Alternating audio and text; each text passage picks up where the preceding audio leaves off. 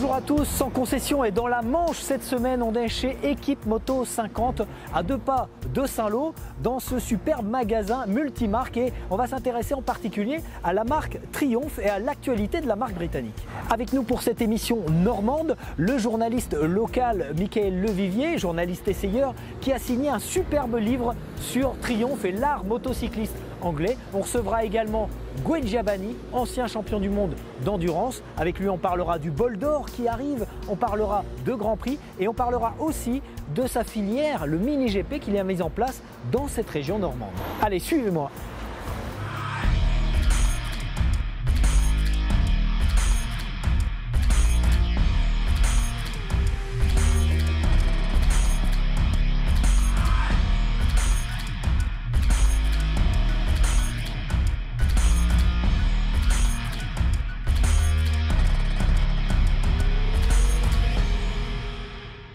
Bonjour à tous, nous sommes chez Équipe Moto 50, chez toi, Jérôme Guénaud. Merci de nous accueillir. Bonjour à tous et merci de vous être déplacés chez nous. Ça n'a pas été facile. Hein. Non, la route a été longue visiblement. Nous sommes également avec Eric Sélis, donc salut Eric. Bonjour David, bonjour messieurs. Et puis avec nous également Michael Levivier, journaliste moto que je connais bien pour avoir travaillé longtemps avec toi. Salut Michael. Salut David, salut Eric, salut Jérôme. Et c'est le moment de te lâcher, tu peux te venger maintenant. Je compte bien le faire. On a bossé longtemps ensemble à Moto Journal, puis tu es revenu dans ta région d'origine, Michael, c'est ça donc, Tout à fait, alors pas dans la Manche, mais dans le Calvados, mais toujours en Normandie. Ouais, Haute-Normandie, Basse-Normandie, c'est la même chose maintenant. Maintenant, Basse et Haute sont réunis. D'accord, on est donc chez Équipe Moto 50. C'est très grand chez toi, Jérôme, ça fait quelle superficie, tous ces magasins? On a 1450 mètres carrés commercial. Et il y a quoi? Alors Honda, Yamaha à notre gauche, Kawasaki encore plus à gauche. On est chez Triumph. Chez Triumph ici également. Et également on a de l'autre côté donc, le Motoax, le magasin d'accessoires. D'accord, donc une grosse activité sur la région. On est exactement à Agneaux, c'est ça? À Agneaux, alors c'est proche de Saint-Lô, la ville-préfecture. Et donc oui, il y a une grosse activité moto ici qui perdure depuis... Ce magasin-là a été créé en 1980 en fait. C'est habituel chez vous de faire des préparations un peu carbone, brillantes comme ça? On en fait alors régulièrement non, mais entre 1 et 2 par an. Alors des fois à la carte en fonction de la demande du client et d'autres fois juste pour provoquer en fait. D'accord, alors on a invité Michael parce que toi Michael, Triumph tu connais bien. Tu as écrit un livre sur Triumph. Dès que tu es parti de Moto Journal, c'est la première chose que tu as faite? Exactement, après Moto Journal, j'ai commencé à me lancer dans le livre moto et la belle histoire de la moto avec un compère de Moto Journal, un ancien aussi, Zefeno. Ouais, et puis vous avez écrit... Ouais, pourquoi Triumph d'ailleurs pour commencer? Pourquoi Triumph? Parce que c'est une marque qui a le vent en poupe, c'est une marque qui a une belle histoire, c'est une marque qui plaît. Et puis, il fallait trouver vraiment une marque porteuse pour lancer une collection, puisque le livre est aux éditions EPA qui est une marque de Hachette. Et il fallait quelque chose vraiment qui ait le vent en poupe, qui plaise. Et Triumph, c'est l'idéal pour ça, quoi. Vous êtes rendu au siège de Triumph? Tout à fait. Triumph France, avec Jean-Luc Mars et Eric Pecoraro, nous ont filé un bon coup de main puisqu'ils ont accompagné à Hinckley, donc à l'usine, au siège, à la maison mère en Angleterre. Et on a pu rencontrer tous les pontes, dirigeants, ingénieurs. On a rencontré du beau monde, du beau linge. Ouais. On a pu visiter l'usine et voilà, faire des... Tu m'as dit que le livre était là-bas, dans le musée, dans l'aventure Triumph, c'est ça? Alors oui, on a eu la chance que ce livre Triumph, donc qui fait 240 pages, a été coédité en anglais. Voilà, donc il y a un éditeur anglais qui l'a traduit. Tu es en train de dire que c'est des Français qui ont écri le bouquin, qui a été traduit en anglais pour une marque anglaise, c'est ça? Exactement, alors ça c'est assez exceptionnel et plutôt marrant. Donc avec Zef, on a écrit tout le bouquin et il a été traduit en anglais. Il y a une version, donc la version française est une couverture blanche, la version anglaise est une couverture noire. Et en octobre, Triumph a inauguré son Visitor Center, son Experience Center. Et le seul livre qui est en vente à la boutique, c'est le livre qu'on a écrit avec Zef, traduit en anglais. Comment ça s'est passé? Vous avez écrit ce que vous avez voulu, il y a eu entre guillemets pas un droit de regard, mais vous avez montré ce que vous vouliez publier ou ça a été vraiment très libre? Alors Ratchet nous a fait complètement confiance de par notre parcours, notre expérience dans la moto. Et puis du coup, on a pu avoir le plaisir de jouer au rédac chef. David n'étant plus là, j'ai pu endosser la casquette de rédac chef. Et là, tu t'es rendu compte que finalement, c'était un job facile. Oui, en fait, je comprends pourquoi il y avait autant de temps libre usurpateur, avant, quoi. Voilà. Mickaël, toi, tu as été essayeur pendant combien d'années à Motojournal? Un mois. Tu parles le temps hors fracture. Ouais. Donc, Motojournal, j'ai mis le pied en 97 en stage. J'ai été salarié en février 2000 et 2-3 ans après, je passais essayeur, donc 13 ans à peu près. Quel triomphe t'as préféré? J'aime beaucoup les nouvelles classiques. Mon dernier essai à Motojournal en tant qu'essayeur, c'est une présentation presse Triomphe. C'était les nouvelles Bonneville T120. Donc je garde un souvenir ému de cette présentation-là. Et c'était sympa, mais gros coup de cœur gamin pour les Speed Triple qui étaient ces motos Bad Boy. D'accord, moi aussi c'était mon dernier essai, c'était une Triomphe, c'était le Scrambler d'ailleurs. C'est comme ça, c'est le chant du cygne quand on est. Voilà. C'est une très belle porte de sortie voilà, il faut préciser aux gens qui nous regardent, donc du moment où on vous propose un essai de Triomphe, après c'est dehors. C'est terminé. Jérôme, tu as été pilote à plusieurs reprises. Oui, j'ai fait quelques années de piste, ouais, effectivement. Donc tu parlais tout à l'heure avec Gwen Jabani, qu'on recevra tout à l'heure dans la partie sport, qui est du coin également. Tu as commencé en quelle année? En 92 aussi, toi? Non, moi j'ai commencé en 89 en fait, par la Coupe 89, Yam. d'accord. Et pour la petite histoire, je roulais à l'époque pour Équipe Moto, concessionnaire Ici, Yamaha. ouais. Voilà. Ensuite j'ai fait 2 ans de Coupe Kawa, toujours pour Équipe Moto. Il savait à l'époque que tu allais reprendre le panneau en 89? Non, pas tu le savais, vraiment, toi? mais non plus. Mon parcours a été assez particulier, mais non, je ne savais pas que j'atterrirais. J'ai toujours voulu bosser dans la moto, mais atterrir concessionnaire, c'était... Voilà, c'est pas un accident, mais presque. Alors, dans les news qu'on va vous proposer, il y a bien sûr le livre L'art motocycliste anglais, écrit par Mickaël Zeff et photographié par Youd. Et photographié par Youd. Et maquetté par Magali. Donc c'est un C'est une vraie mafia. Alors, quoi. Magali Levivier. Donc photographe Youd pour Dieu le cause, ancien photographe de Motojournal, et maquetté par Magali Levivier, mon épouse, maquettiste à Motojournal et directrice artistique. Voilà, c'est une diaspora. C'est la mafia, quoi. Ouais, c'est la, Voilà. ouais, On a mis Regardez la aux main sur le constructeurs, livre si moto. vous voulez qu'on parle de vous, il faut vous adresser, on vous laissera les coordonnées après l'émission. Bon, salut nos amis de Motojournal, Pierre Orluc et toute son équipe, bien sûr. Et puis, on en profite pour vous inviter à vous abonner et à vous abonner aussi à notre page sans concession. On ne le dit jamais assez. On passe aux news avec toujours triomphe. Spirit of 59, Spirit of 59.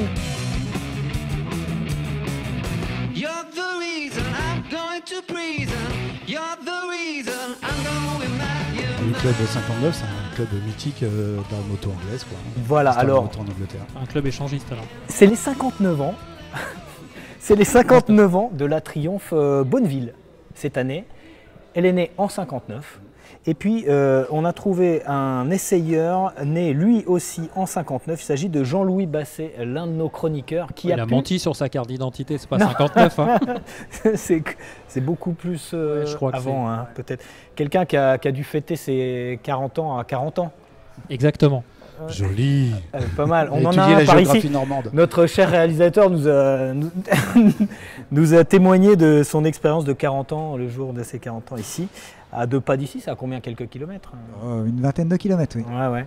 Donc Spirit of 59, c'est une tendance initiée par Triomphe pour célébrer son 59e anniversaire. Au chapitre des brèves, l'équipe de France de long track, on était à la FFM la semaine dernière, et la FFM a fêté, avant même le MX des Nations, avant même le Supermoto des Nations et avant les 6 ISDE, jours. eh bien, l'équipe de France a commencé très fort avec le long track. Elle a été titrée championne du monde par équipe. Donc, Bah voilà, ça confirme ce que disait Jacques Boll. On a une dynamique positive lorsqu'on est en équipe en France. Cocorico. Cocorico. C'est ça, Cocorico. Cocorico, exactement. Cocorico aussi avec un post qui a rencontré un énorme succès sur notre page Facebook. Il était consacré à Nicolas Hulot et on rappelait dans ce post que Nicolas Hulot a commencé en parlant de moto. C'était C'est une un émission motard, au départ. sur France Inter qui s'appelait La Poignée dans le coin. On l'a rappelé à nos internautes qui, pour certains, n'avaient jamais su et pour d'autres se souvenaient de cela. On a trouvé une photo avec Nicolas Hulot sur une MF. Voilà, MF pour moto française à l'époque. Et Avec un moteur Citroën de Visa. Je oui, remercie c'est- d'ailleurs Antoine Peralade d'avoir rectifié mon erreur parce que j'étais parti sur BFG moi, mais non, en fait c'était bien MF. Ouais, donc alors Nicolas Hulot, évidemment, les motards, il y en a qui l'aiment, il y en a qui l'aiment pas par rapport à ses positions écologiques et le fait que la moto, il n'en parle plus trop, hein, c'est plus trop dans l'air du temps quand on est écologiste. Néanmoins, il possède toujours des motos. Donc voilà, au chapitre des brèves également, un top départ en novembre pour Rallier. C'est une marque française de jeunes Français qui ont lancé des blousons de sécurité lumineux avec des LED intégrés, une idée pour le Technoshop de Valentin. Donc c'est lancé en novembre avec des coques visco-élastiques et puis eh bien, la visibilité pour les motards. Est-ce que c'est important la visibilité pour les motards ou est-ce que c'est un peu un effet d'annonce? La visibilité, ça est dans les deux sens. Il est important d'être vu pour être pris en considération par les autres usagers, mais il est aussi très important de voir et d'être concentré sur tous les éléments de la route, quoi. Il y a ici une partie Honda, Jérôme, et le Supercube va revenir. Est-ce que tes clients t'en parlent du Supercube? Sincèrement, non, pas encore. Non. Ça viendra certainement, mais non, pas encore. Le Monkey? Autant le Monkey, bah oui, forcément, là, il y a quelques clients nostalgiques qui sont venus, dont je fais partie d'ailleurs, hein, mais ça, oui, ça, on en parle, c'est d'actualité. Le Supercube, ce qu'il faut savoir, c'est que c'est le deux roues de Honda le plus vendu dans le monde. C'est vraiment un véhicule historique qui est très joli en fait. Et ils ont vraiment respecté le look de du petit scooter à grande roue d'origine. Et je pense que ça peut vraiment plaire une fois qu'il va être en concession, il faut le Et voir. c'est sûr, moi aussi, je pense. Alors justement, le look d'origine, c'est le préparateur Deus qui a revisité un XADV pour en faire sa version du Honda Supercube. Donc c'est assez drôle. Preuve que le Supercube était connu dans le monde, mais pas en France, parce qu'il n'avait pas été importé, quoi. Donc on ne connaît quasiment pas. Alors nous sommes chez Triumph. Il se trouve que cet été, on a conduit un drôle de véhicule sur base de Triumph. C'était une Street Twin et c'était un sidecar. Eric, confortable? Plutôt pas mal et agréablement surpris en fait parce que je m'attendais à quelque chose de plus rudimentaire on va dire et finalement on est pas mal, hormis un petit peu le côté un peu exigu pour rentrer, mais sinon c'était plutôt sympa. Ouais. Alors on a partagé le guidon et le panier et on regarde ça tout de suite, l'essai du Triumph préparé par Alternative Sidecar. Avec sa technologie basse pression pour un patch de contact avec la piste plus grand, avec un nouveau mélange multigomme dérivé de la gamme KR, le Dunlop Sport Smart TT, route ou piste, plus besoin de choisir.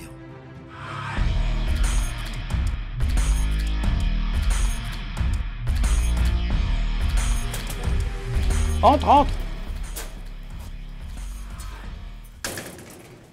Salut Jean. Salut David. Donc on a Brunois ici chez toi et c'est là que tu fabriques tes sidecars. Voilà, c'est ça, c'est mon atelier. Donc tu fabriques quoi? Je vois des Royal Enfield, Alors, j'ai vu un Guzzi. Ouais, je travaille beaucoup sur tout ce qui est moto vintage, néoclassique, donc Triumph Bonneville principalement, Guzzi V7, V9, Royal Enfield Bullet. Bon, Jean, lequel des deux sides tu nous as réservé? Je vois un Guzzi, un très beau Guzzi, et puis un Triumph à côté. Ouais, et ben vous allez prendre le Triumph parce que le Guzzi, je suis en train de finir à le peaufiner là. D'accord. Et puis le Triumph, ouais, tu vas voir, ça va te plaire ça. C'est sur quelle base le Triumph? Alors on est sur un Street Twin. Alors ça fait partie des motos que j'aime bien parce que ils sont en train de faire une passation du vintage simple comme ils savent faire chez Triumph parce qu'en fait c'est leur ADN. Et là ils sont en train de moderniser tout en gardant un petit côté un petit peu sympa. C'est une moto qui est très joueuse. Est-ce que le moteur il est suffisant pour emmener un side? Parce Ouais. que ça fait un supplément de poids quand même. J'arrive sympa quoi déjà T'as fait d'entrée. beaucoup de vélo, Ouais. Tour de France, tout ça. Ouais, j'ai une étape là à finir aujourd'hui. Bon, on va la finir ensemble. Alors je disais le moteur, est-ce qu'il peut Alors, nous en fait, emmener tous les deux sans problème? Ouais, en fait, la puissance proprement dit pour un sidecar, c'est pas ça le trait, la caractéristique principale. Il faut que ça soit un moteur coupleux, c'est mieux. Mhm. Et aujourd'hui, de plus en plus, on a toujours tendance à substituer le couple à la puissance. Et c'est un peu dommage. Avec une moto comme ça, tu vas voir, tu vas te régaler. Et c'est une moto qui a des performances, on va dire, sur belle route, tu vas rouler à 120-130 de croisière. Donc c'est largement suffisant pour un sidecar de cette C'est 80. voilà. Non, même Et en plus, voilà, on est complètement street légal avec une machine comme ça. D'accord, alors oui. Moi je monte là ou je monte là? Alors le mieux, c'est homologué pour 2 personnes. Ouais, alors en fait, tu es sur 3 places là. Ah, c'est un 3 places. Voilà. Ouais, je te propose le baquet. Comment on monte dedans? Le panier, eh ben, il va nous montrer qu'il est souple. Hein. Regarde. Donc, Moi, déjà, je vois, il y a un voilà. marchepied là. Je dis. Alors le pied sur le marchepied, Voilà. voilà. Après tu rentres une jambe dedans, Hop. les fesses ici, Mhm. voilà. Et tu rentres l'autre jambe et tu te glisses dedans. J'essaye Le de plus me dur, mettre c'est pour en ressortir. dedans. Oh putain, c'est chaud. Ça brûle. Voilà. Ah oui. Première chose, il faut faire hyper attention, ce qui paraît logique. Tu as quasiment 1 mètre à côté de toi, que tu n'as pas l'habitude. Ouais. Hein. Maintenant, tu vas très vite comprendre, parce qu'aujourd'hui, la géométrie d'un sidecar moderne, elle est relativement facile à comprendre. Donc, tu vas, surtout quand tu as un passager dans le panier, hein, donc ça va te stabiliser. Et puis, tu vas y aller tranquillement, et puis tu vas comprendre comment ça se passe. On va où, chérie? Où tu veux, mais le plus loin possible, mon amour.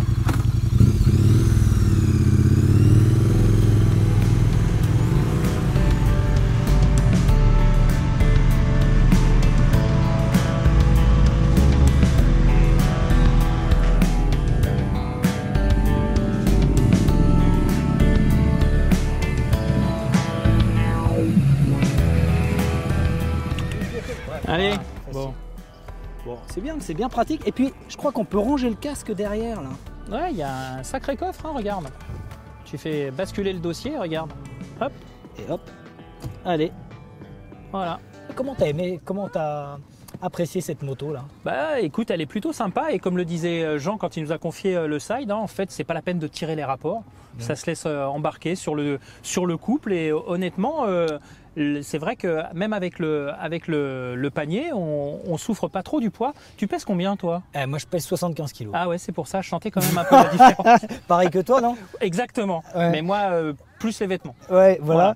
Alors, faut faire attention hein, quand même, parce que ce side, il est un peu large. C'est-à-dire que là, on le voit pas nécessairement, mais moi, j'ai failli être surpris hein, au début. Ouais, ça je m'en suis aperçu aussi. Ouais. Il y a 20 bons centimètres qui dépassent encore du garde-boue de la roue. Ouais, ça faut faire très attention. Après, la conduite du side, c'est assez instinctif, je trouve. Ouais, non, c'est sympa. Après, bon, faut faire attention parce que je pense que quand on prend vite confiance, après, on peut peut-être se faire piéger.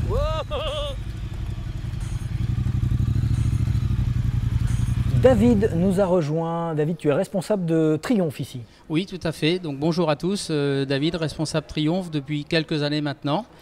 Donc je commercialise toute la gamme Triomphe. D'accord, et tu as travaillé sur ces motos, sur ces préparations, celle-ci aussi, la sportive et le Oui, le tout à dirt track? fait. C'est des machines qu'on prépare pour nos clients. Donc la plupart du temps, on fait des motos à la carte. En l'occurrence, donc cette machine-là, nous voulions faire une 765 Racing, donc avec un carénage qui n'existe plus dans la gamme aujourd'hui. Et donc nous avons fait le projet complet avec une moto entièrement en carbone. Ouais, elle est magnifique. La partie rouge, là, elle est... Donc on est sur du Texalu, la partie rouge on est en Texalu et le noir on est en carbone.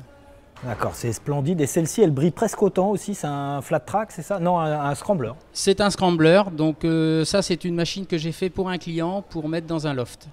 Ah oui, parce Donc- que j'allais dire, à rouler, ça doit pas être une partie de plaisir. C'est pas trop homologué en plus. Oui, ouais, ça, à la limite, c'est pas on grave. a fait mais, on a fait quelques photos, on a roulé un peu avec cette moto pour faire quelques photos pour Café Racer. Donc elle est très agréable à rouler dans les champs. faudrait rappeler tout de suite Petrolhead et je pense qu'il pourrait faire quelque chose de mieux. Ouais, Eric, tu sais vendre le truc. Hein. Non, mais très bien. Et vous avez participé également au concours de préparation Triomphe, le Bobber Project, c'est ça? Oui, tout à fait. Donc sur lequel, pareil, on a fait une bobber carbone. Donc sur lequel on a supprimé filtre à air, on a mis des petits garde-boue, suppression de compteur, une moto complètement dépouillée.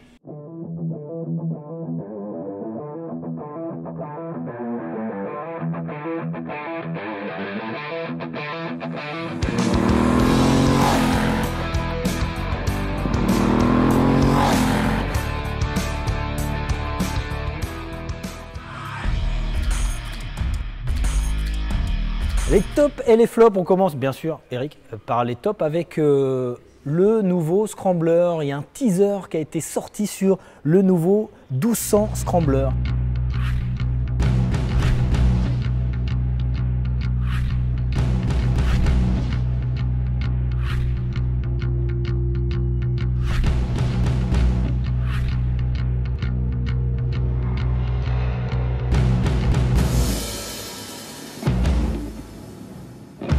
Oui, nouveau Scrambler. Nous, qu'on va avoir la chance de découvrir les 23 et 24 octobre à Londres. Et je crois qu'il va sortir peu de temps après, hein, le 24. Voilà, présentation le 24. Et donc nous, on le verra en avant-première le 23. Ouais.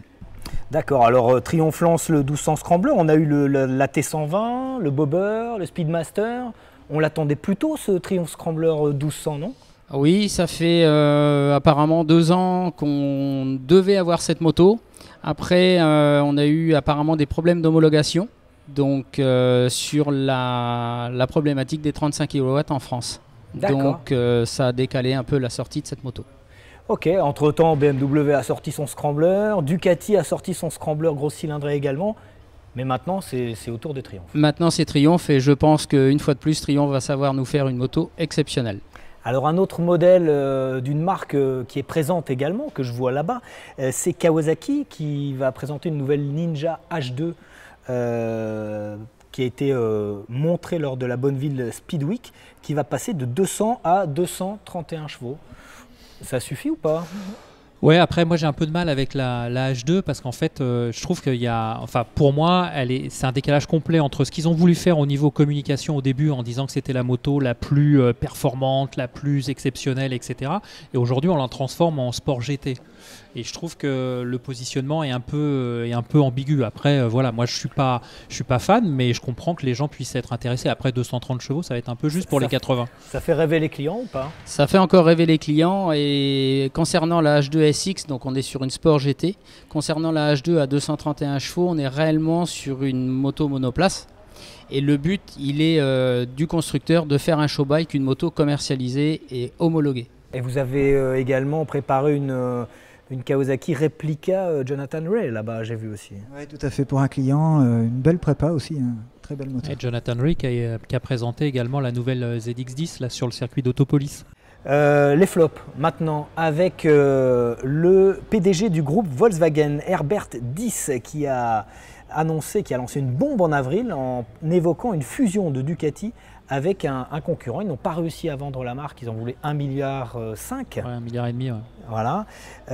Et Herbert Diess a également évoqué la compatibilité électrique dans la moto et pour Ducati, donc peut-être un tournant pour la marque italienne. Ouais, c'est dans l'absolu, c'est logique puisque c'est le groupe Volkswagen, donc Audi, Volkswagen, Seat, Skoda, donc il y a de l'hybridation, il y a de l'électrique dans la voiture qui se développe et pareil pour la voiture. Après Ducati, c'est pas simple à vendre, hein. C'est pas non plus un gros vendeur de motos, hein. C'est un peu plus de 55 000 motos par an dans le monde.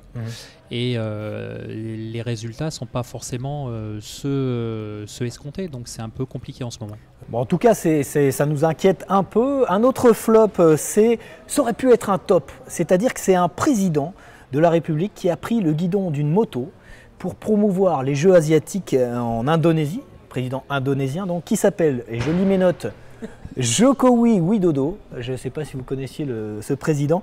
Et alors Jokowi Widodo a roulé avec une FZ1, donc jusqu'ici on se dit c'est un top, hein, ça commençait super bien. Et puis c'est parti un peu il s'est mis dans le mur à l'asiatique, c'est-à-dire que vous voyez sur ces images que c'est pas tout à fait Jokowi Widodo qui est au guidon, puisque les cascades sont dignes d'un film de Jackie Chan. Et bon voilà, ça fait la promotion des Jeux asiatiques en Indonésie. C'est plutôt sympa, et puis c'est plutôt sympa, on imagine le nôtre de président au guidon d'une moto, c'est...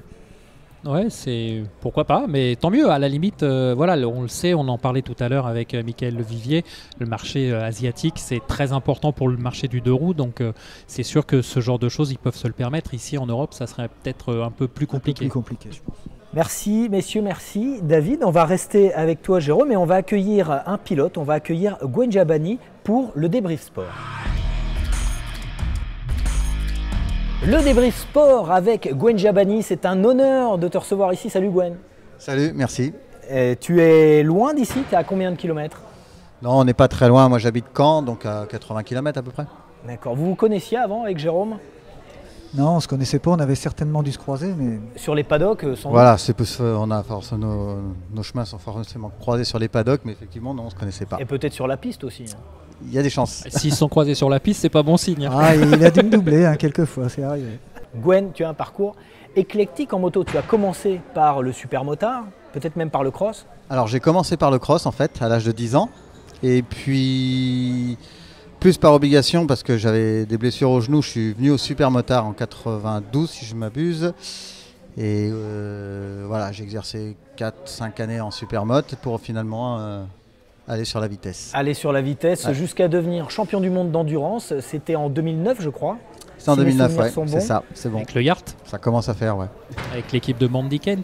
Voilà, avec une équipe qui aujourd'hui encore brille en endurance, le Yamaha Yart. Ben oui, puisque là, ils ont encore apparemment fait les meilleurs chronos aux essais pré-bol.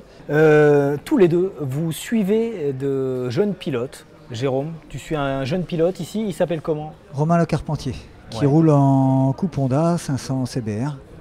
Donc le gamin, on travaille ensemble depuis décembre dernier, donc il est en tête du championnat. J'espère qu'on va clore... la saison à Albi de la meilleure des manières. C'est la CBR 500 Cup, c'est ça? Tout à fait. D'accord, qui se déroule dans le cadre du championnat de France Superbike. Ouais. Exactement, oui. Donc Romain Le Carpentier, on va suivre. Et toi, Gwen, tu vas encore plus loin. Tu en suis plusieurs des gamins. Et tu nous expliques le mini GP France? Donc alors voilà, depuis 2 ans, on a créé le mini GP France avec la Ligue de Normandie. En fait, c'est pour permettre au maximum de gamins d'accéder à la vitesse qui aujourd'hui, jusqu'à aujourd'hui était un peu compliqué. Là, tout se déverrouille un peu parce qu'on manquait de motos, on a réussi à trouver les motos. Les pistes de kart commencent à s'ouvrir à la moto de plus en plus, donc c'est pareil, ça donne des facilités. Mais ils n'avaient pas de formule sportive. Aujourd'hui, on est la seule vraie formule compétition proposée sous l'égide de la FFM. D'accord, donc on va revenir tout à l'heure sur cet aspect de détection dans le débat. Avec, tu nous as amené quelques jeunes pilotes, dont ton fils, tes fils? Ouais, mes fils, mais surtout mon fils qui a fait le mini GP, puisque l'autre a commencé un peu plus tard. Alors on va passer au Grand Prix, on passe de l'endurance au Grand Prix, puisque ce week-end avait lieu le Grand Prix de Misano, le Grand Prix de Saint-Marin. Et Michel Turcot, l'envoyé spécial de Moto Revue, était sur place évidemment, il n'en a pas raté une miette. On l'écoute tout de suite pour le résumer.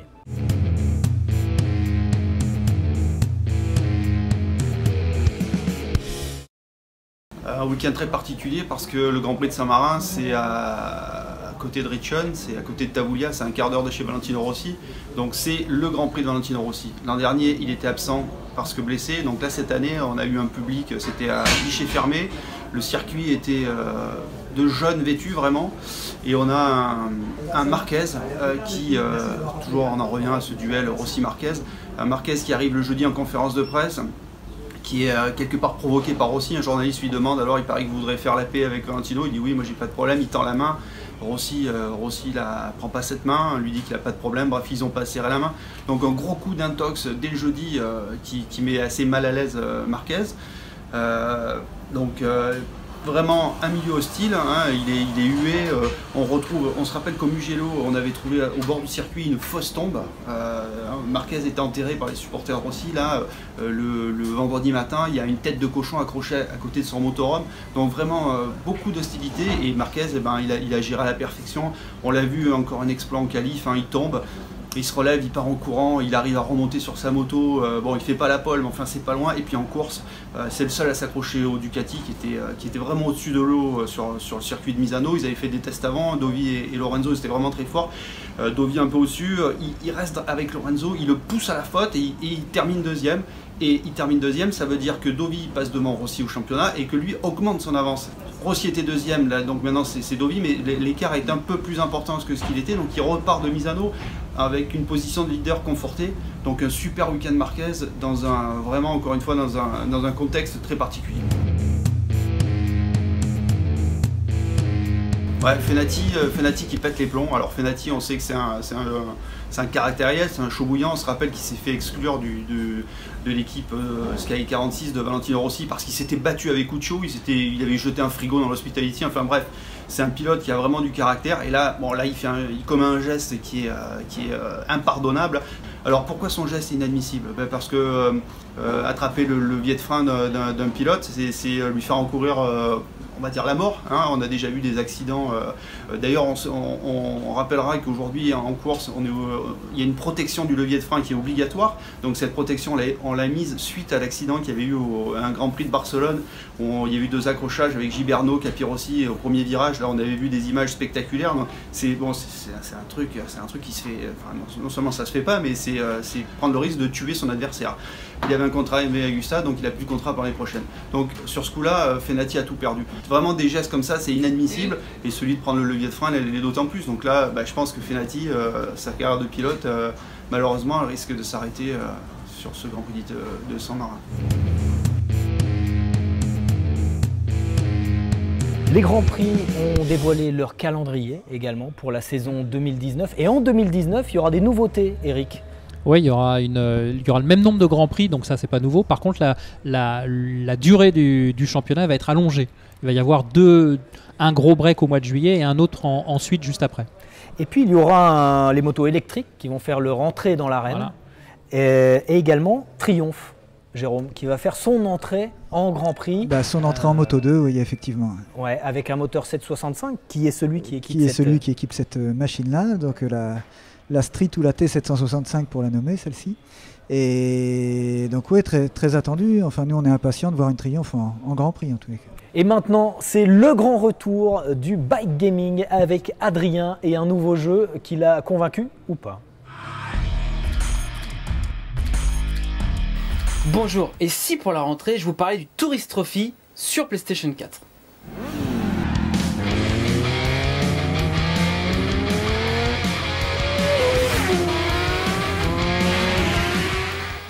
TT, Isles of Man, Ride of the Rage, le jeu officiel de cette course légendaire.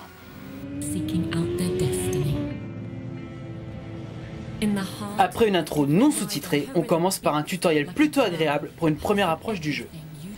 À ma grande surprise, c'est assez accessible sans pour autant tomber dans l'arcade pure. Malheureusement, les premières impressions vont vite s'effacer. On va rapidement se rendre compte que les motos sont trop sensibles et molles, un comble. Les vraies marques sont au rendez-vous, mais où est passée la gestion des collisions? Surtout que vous allez chuter en permanence avec une jouabilité aussi hasardeuse. Et ce n'est certainement pas la réalisation technique un peu datée qui va rattraper ça, le rendu est fade. Regardez par exemple, les personnages à bord de route sont tellement robotiques qu'on a l'impression d'être devant un épisode de Black Mirror. Bon ok, je suis pas tendre avec ce jeu, mais on parle quand même d'une licence officielle, on est en droit d'attendre quelque chose d'un peu mieux. Tout n'est pas mauvais dans le jeu, par exemple la sensation de vitesse est excellente, et la vue cockpit est vraiment immersive. Le circuit est assez proche de la réalité et vous pourrez le parcourir d'un coup par étape, c'est une très bonne idée de gameplay. Alors au final, ce Titi, bon alors c'est pas le pire jeu moto du monde, hein. Celui-là je vous le réserve dans un autre bike gaming, non, c'est juste ni une bonne simulation, ni un jeu d'arcade. Je le réserve vraiment aux fans du Tourist Trophy. Pour les autres, patientez, Ride 3 arrive prochainement. C'est édité par Big Ben Interactive et développé par Kiloton Games. C'est disponible sur PlayStation 4, Xbox One et PC. Ce sera pour moi un 6 sur 10.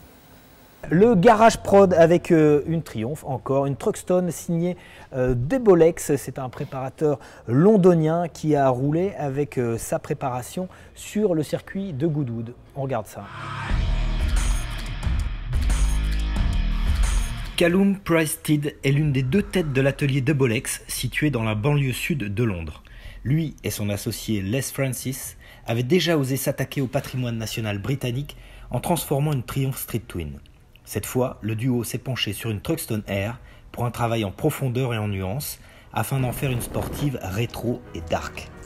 Toute la valeur de la machine est dans le détail et les finitions, à commencer par le très pur réservoir en alu qui allège la moto tout comme la section arrière entièrement revue et corrigée. Debolex a fait appel aux équipementiers les plus réputés pour chaque pièce de la moto.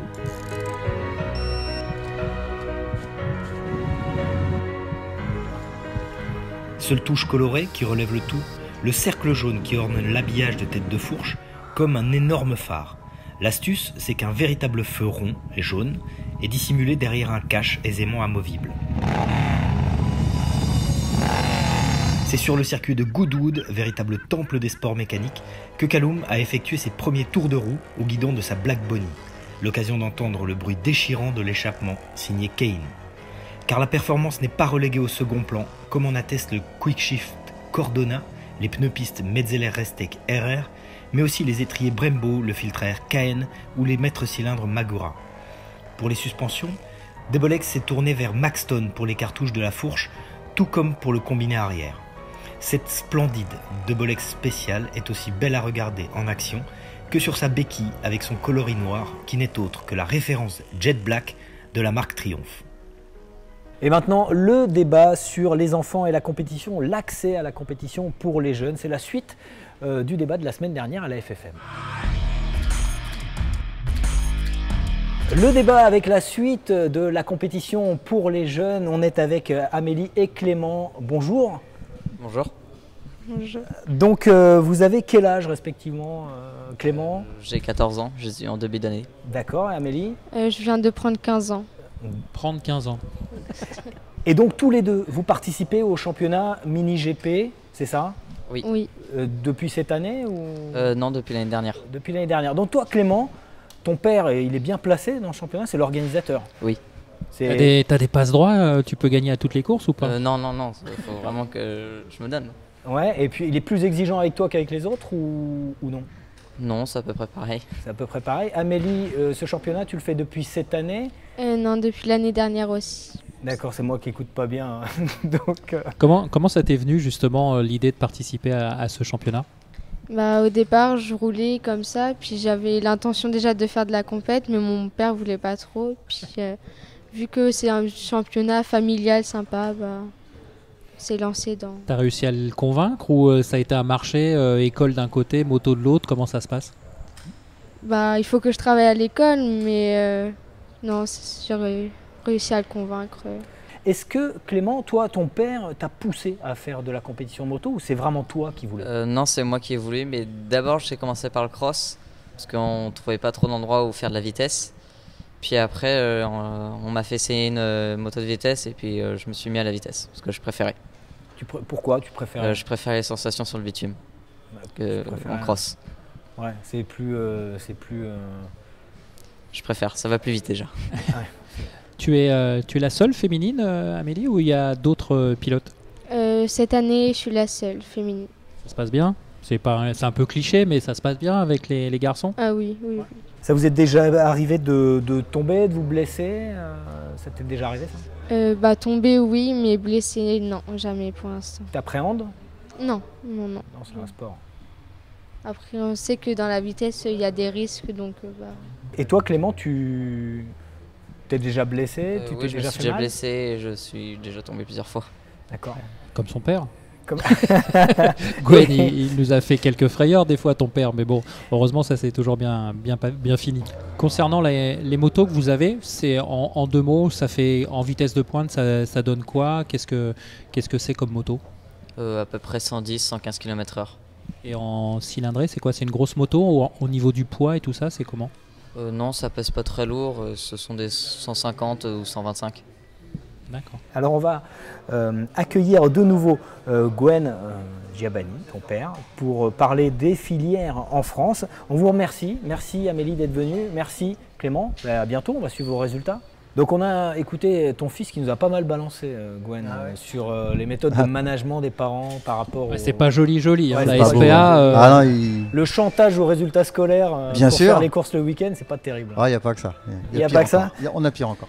Tous les moyens sont bons. Tu as été pilote encore, tu peux pas t'empêcher, Gwen.